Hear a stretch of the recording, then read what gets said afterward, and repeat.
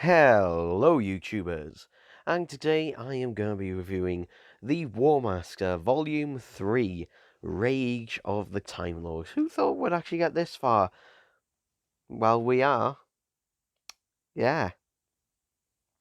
So yeah, basically, I'm going to be reviewing the War Master Volume 3 box set.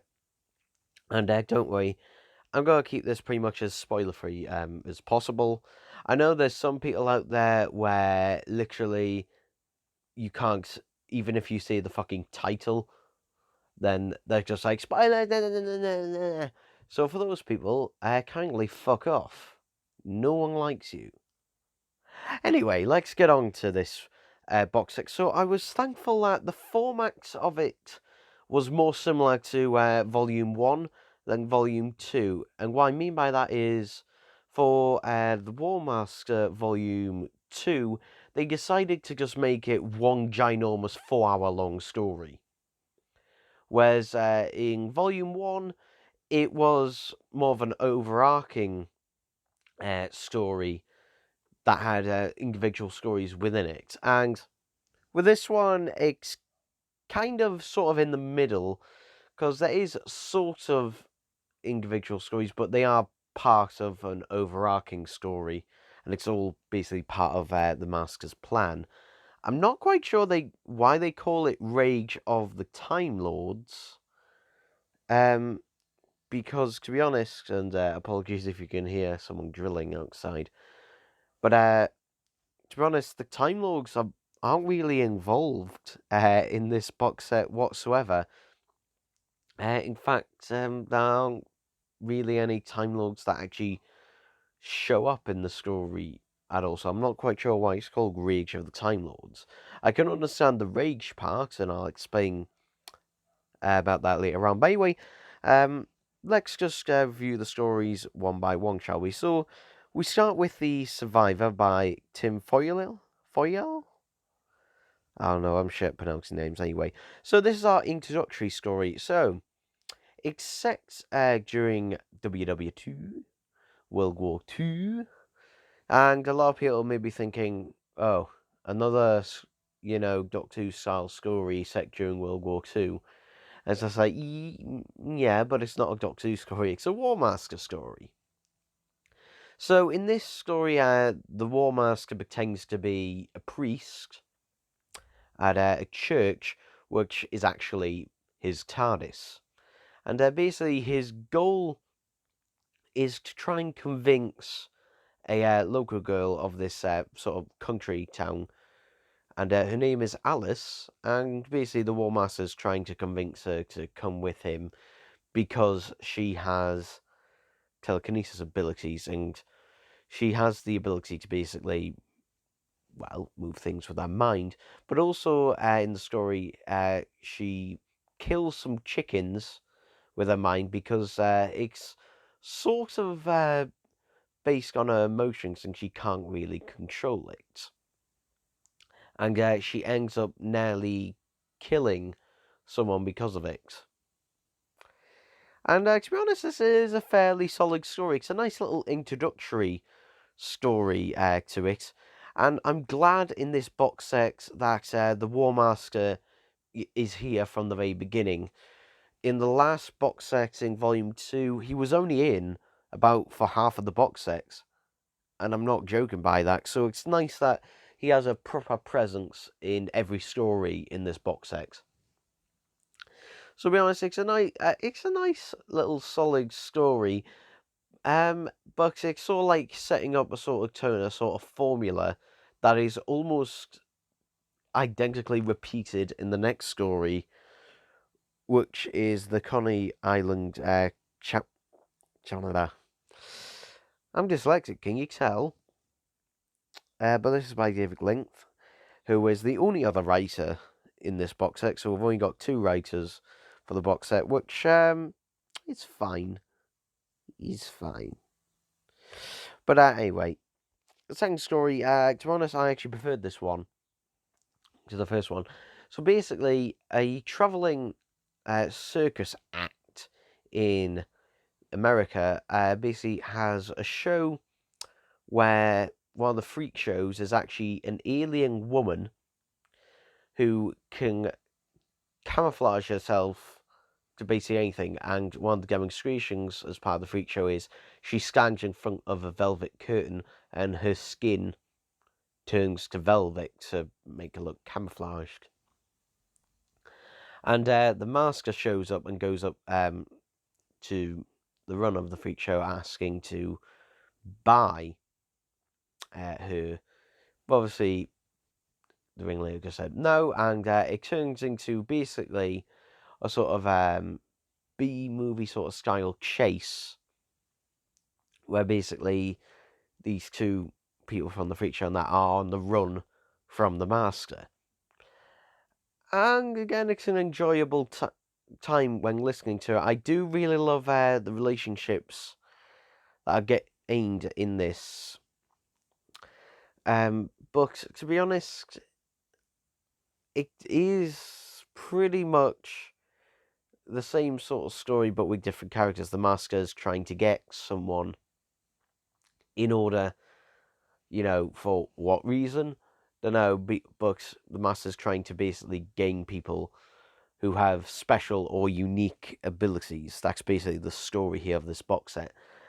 And in the third and fourth story, you kind of find out why. So in the third story, The Missing Link, you find out the master's been going around time and space, finding these people who have sort of these unique abilities in order for him to try and find the missing link. And he's basically been torturing and experimenting on people to try and find the missing link.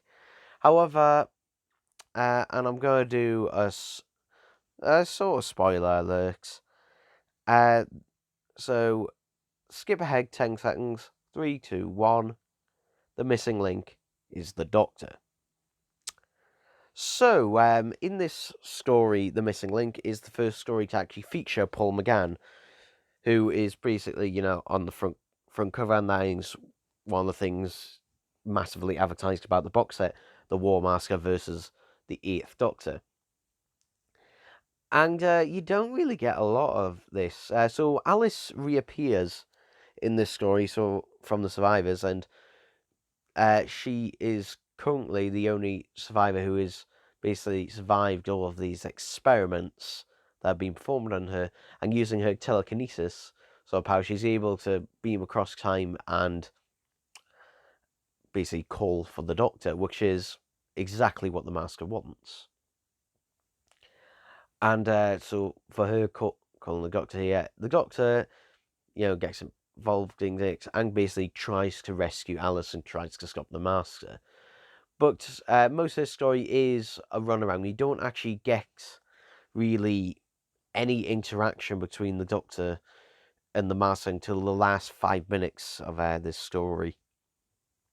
For the most part, it is basically a runaround, and they even make jokes about them crawling around in vents.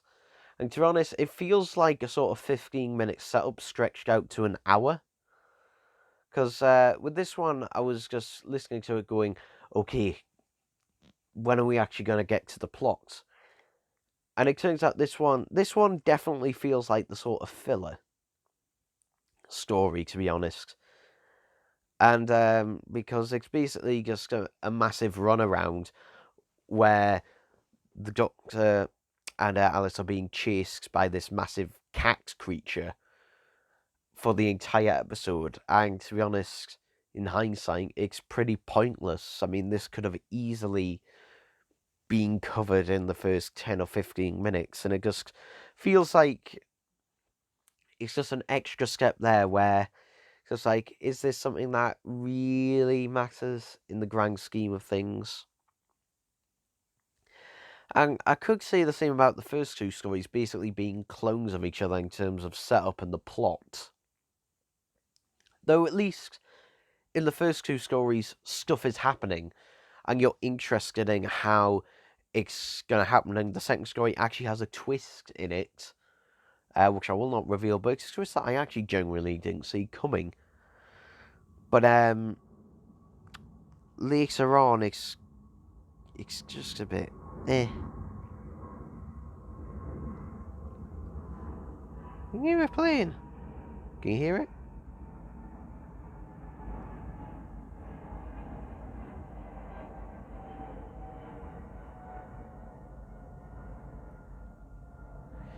Fuck off, plane. So yeah, it's just the same with those two stories. But Missing Link, I do think it's just a bit of a runaround, to be honest. The master doesn't really do much other than just sort of sit at a desk and just give the people in this facility who are doing all the experimentation just orders to do this and do that, and there's just not a lot to it. Paul McGann is enjoyable, as always, but Travis is pretty wasted in this one. And then when we get on to the final story, Darkness and Light. And to be honest, this is easily the best story in the box set. Yeah, you save the best till last, no doubts. And the reason it's the best story in the box set is because we finally have the War Mask and the Eighth Doctor interacting from each other. So, again, minor spoilers, but basically, this is the reason of the title of the box set, Rage of the Time Lords. So really, it should be called Rage of the Master. So basically, the Master has been taking all these unique abilities to create this massive entity called the Rage.